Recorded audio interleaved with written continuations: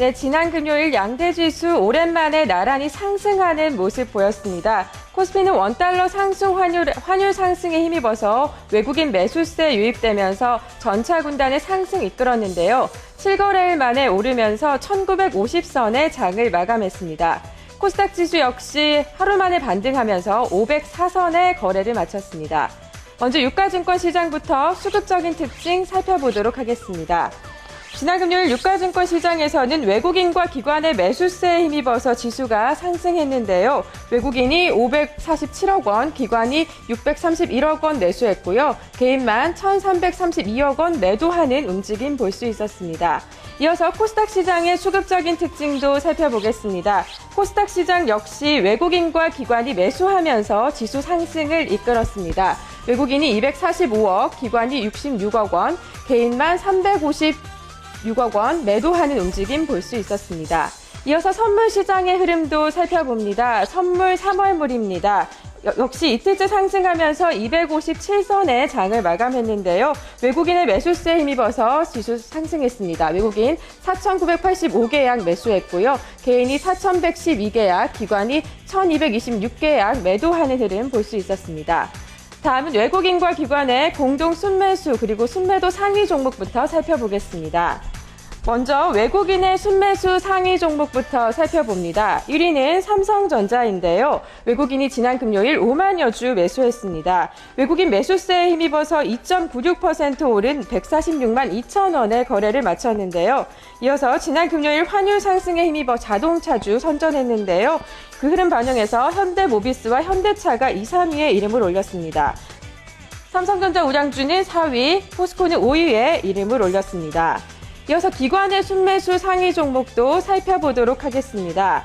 외국인 순매수 3위에 이름을 올렸던 현대차, 기관이 역시 많이 샀는데요. 2위를 기록했고요. 잠시 후 특징적으로 살펴보도록 하겠습니다.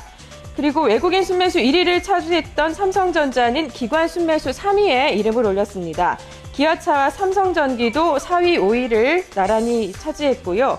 외국인과 기관이 전차주를 대거 사면서 주가에 좋은 영향 미쳤습니다. 기아차는 4%대 올랐고 삼성전기도 1.6%대 상승하는 모습 보였습니다.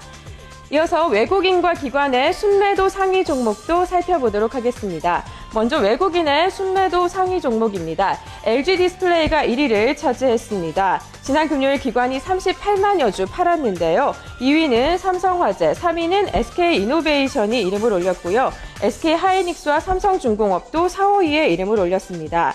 지난해 조선업황 침체로 삼성중공업도 충당금을 쌓으면서 당기순이익이 723억 원으로 60% 정도 가까이 감소했는데요. 이런 실적 악화 소식에 시장 전망이 못 미친다는 평가 있었습니다.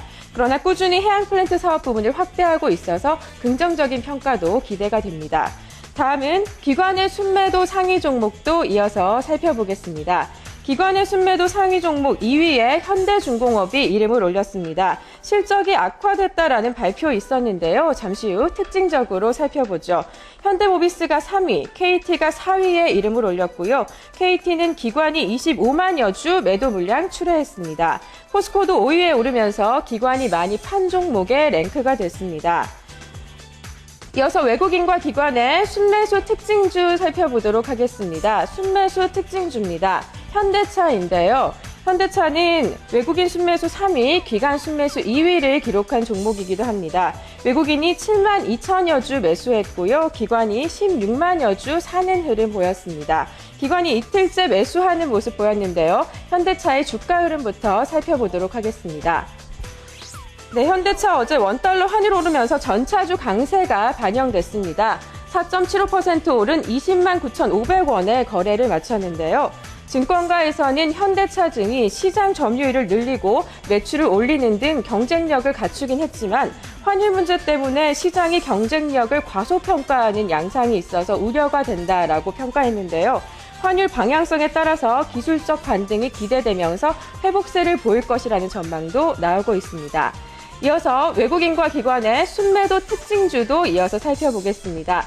순매도 특징주입니다. 순매도 특징주는 현대중공업인데요. 현대중공업이 기관이 7거래일째 매도하면서 순매도 특징지에 이름을 올렸습니다. 지난 금요일은 기관이 9만 6천여 주 파는 모습 보였는데요. 현대중공업의 일봉 차트부터 보시도록 하겠습니다.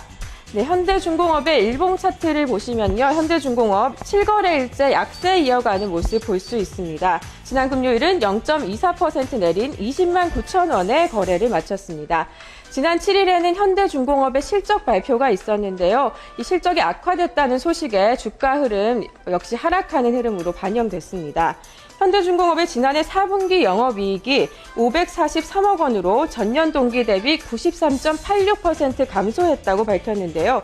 같은 기간 매출액은 14조 1,360억 원으로 2.66% 줄었고 당기 순손실도 3,481억 원으로 적자 전환했다는 모습 볼 수 있었습니다. 이에 증권가에서는 경쟁사 대비 실망스러운 수주와 영업실적으로 현대중공업이 지난 2005년 1분기 이후 7년 만에 적자 전환했다라는 모습 볼 수 있었는데요. 올해도 연초부터 부진한 수주에 당분간 신뢰성을 회복하기 어려울 것으로 보여서 목표가를 낮추는 모습 볼 수 있었습니다. 지금까지 지난 금요일 마감한 국내 시장의 수급 흐름 살펴봤습니다.